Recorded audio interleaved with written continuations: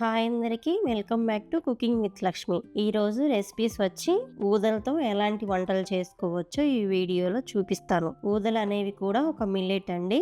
మొత్తం 5 రకాల మిల్లెట్స్ ఉంటాయి. అవి సామలు, కొర్రలు, అండు కొర్రలు, అరికెలు, ఊదలు. ఈ 5 రకాల మిల్లెట్స్ లో ఒక్కో దానికి ఒక్కో ఔషధ గుణాలు ఉన్నాయి. ఈ రోజు నేను ఊదలతో వంట చేస్తున్నాను. సో దాని ప్రత్యేకత ఏంటో చూద్దాం. ఊదల్లో పీచు పదార్థం ఎక్కువగా ఉంటుంది. ఇవి తినడం వల్ల థైరాయిడ్ గ్రంథి యాక్టివేట్ అవుతుంది. క్యాన్సర్ రాకుండా నివారిస్తుంది. థైరాయిడ్ ఉన్న వారికి, క్యాన్సర్ ఉన్న వారికి వీటిని ఫుడ్ లో చేర్చుకోవడం వల్ల ఆ రోగాలు అనేవి కంట్రోల్ గా ఉంటాయి. మరింత ఆరోగ్యకరమైన మిల్లెట్ తో ఎన్నో రకాలైన వంటకాలు ఎలా చేయాలో లేట్ చేయకుండా ప్రాసెస్ స్టార్ట్ చేద్దాం. మార్నింగ్ బ్రేక్ఫాస్ట్ లోకి ఊదలతో పుల్లట్లు చేశాను.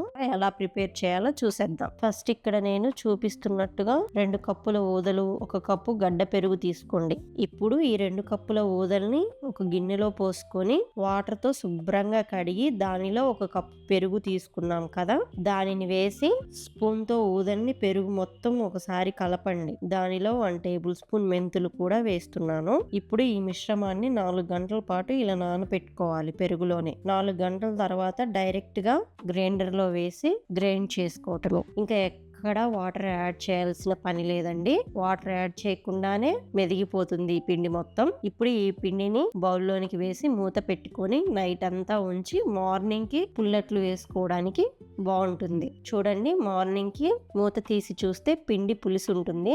దానిలో కొద్దిగా సాల్ట్, కొద్దిగా వాటర్ యాడ్ చేసి పిండిని కొద్దిగా జోరుగా ఉండే విధంగా కలుపుకోండి. ఇప్పుడు స్టవ్ ఆన్ చేసి దోశ ప్యాన్ పెట్టి హీట్ అయ్యాక పెనం మీద ఇలా వాటర్ చల్లుకొని ఆ తర్వాత దోశ పిండి వేసుకోవటమే. పిండి వేసాక ఎక్కువగా గరిటెతో స్ప్రెడ్ చేయొద్దు. ఇలా కొద్దిగా మందంగా పోసుకోండి.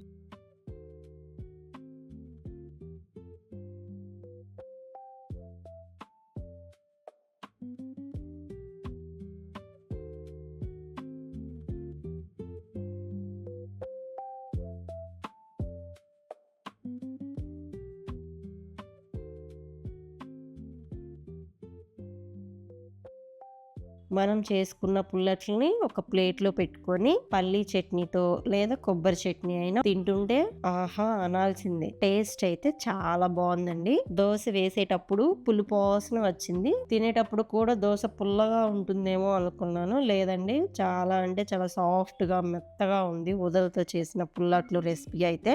ఈ ఒక్క ఊదలనే కాదు, ఏ మిల్లెట్ తో అయినా సేమ్ ఇదే ప్రాసెస్ లో చేసుకోవచ్చు. బట్ అన్ని మిల్లెట్స్ కలిపి మాత్రం చేసుకోవచ్చు వద్దండి, అరగదు. ఒక రోజు మొత్తంలో ఒక మిల్లెట్ తోనే వండుకొని తినండి.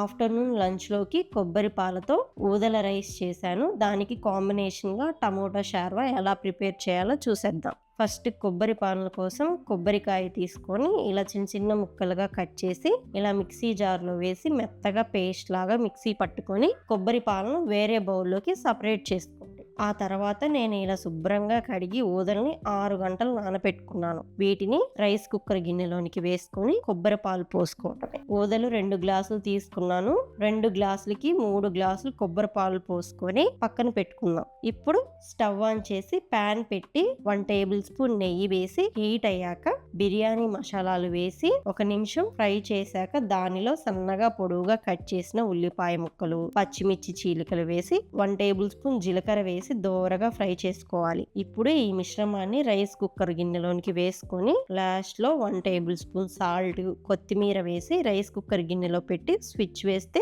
అదే కుక్ అవుతుంది. ఈ లోపల మనం టమోటా షార్వా ఎలా చేయాలో చూసేద్దాం. ఫస్ట్ ఒక మిక్సీ జార్ తీసుకొని దానిలో 4 టమాటాలను కట్ చేసుకొని దానిలోనే ఎండు కొబ్బరి చిప్పలో సగం తీసుకొని ఇలా చిన్న చిన్న ముక్కలుగా చేసి ఈ రెండింటిని మిక్సీ పట్టుకొని పక్కన పెట్టుకుందాం. ఆ తర్వాత స్టవ్ ఆన్ చేసి ప్యాన్ పెట్టుకొని హీట్ అయ్యాక బిర్యానీ మసాలాలను వేసి దోరగా ఫ్రై చేసి ఇవి చల్లారాక వీటిని కూడా పౌడర్ లాగా మిక్సీ పట్టుకోవాలి. ఆ తర్వాత స్టవ్ మీద మరో ప్యాన్ పెట్టి 2 టేబుల్ స్పూన్ నెయ్యి వేసి హీట్ అయ్యాక దానిలో సన్నగా కట్ చేసిన ఉల్లిపాయ ముక్కలు, పచ్చిమిర్చి ముక్కలు వేసి లైట్ బ్రౌన్ కలర్ లో వచ్చే వరకు ఫ్రై చేసుకోండి. ఆ తర్వాత టమాటాలు 2 తీసుకొని ఇలా చిన్న చిన్న ముక్కలుగా కట్ చేసి పాన్ లో వేసుకోండి. దానిలోనే 1 టేబుల్ స్పూన్ అల్లం వెల్లుల్లి పేస్ట్, మనం ప్రిపేర్ చేసుకున్న బిర్యానీ మసాలా పొడి, 1 టేబుల్ స్పూన్ కారం, సాల్ట్, పసుపు, కొత్తిమీర వేసి ఒకసారి కలిపి ఈ మసాలాలు అంతా మగ్గే వరకు 5 నిమిషాలు ఫ్రై చేసుకోండి.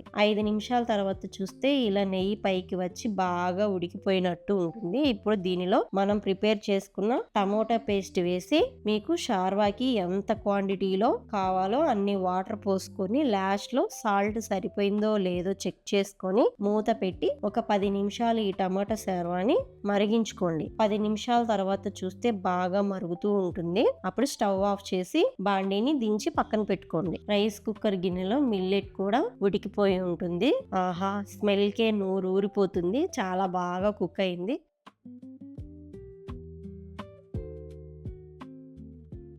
ఇప్పుడు మనం ప్రిపేర్ చేసుకున్న కొబ్బరి పాలతో మిల్లెట్ రైస్ అండ్ టమాటా షార్వా పెట్టుకొని అలా కలుపుకొని ఇలా నోట్లో పెట్టుకుంటుంటే మామూలుగా ఉండదు. ఈ రెండిటి కాంబినేషన్ అయితే ది బెస్ట్ అని చెప్తాను.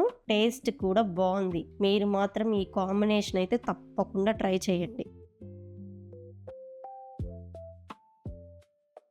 లాస్ట్ అండ్ ఫైనల్ గా ఈవినింగ్ టైంలో పాయసం చేశాను.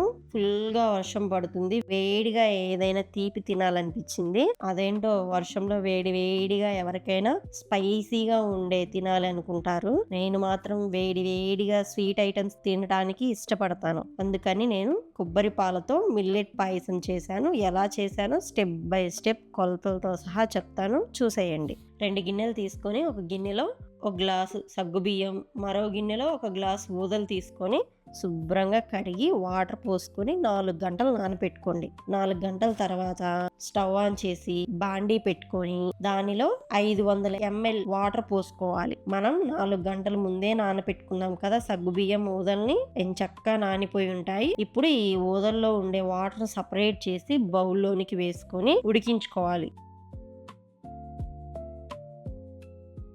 ఉడికేటప్పుడు పైన ఇలా నురగ వస్తుంది, అది తీసేసేయండి.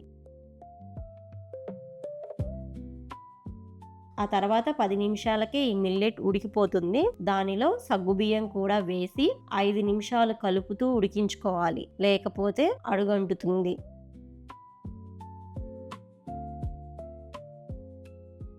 ఇప్పుడు దీనిలోనే 2 గ్లాసులు కొబ్బరి పాలు పోసుకొని బాగా కలపండి. కొబ్బరి పాలు మీరు ఎప్పుడైనా యాడ్ చేసుకోవచ్చండి, ఇరగవు.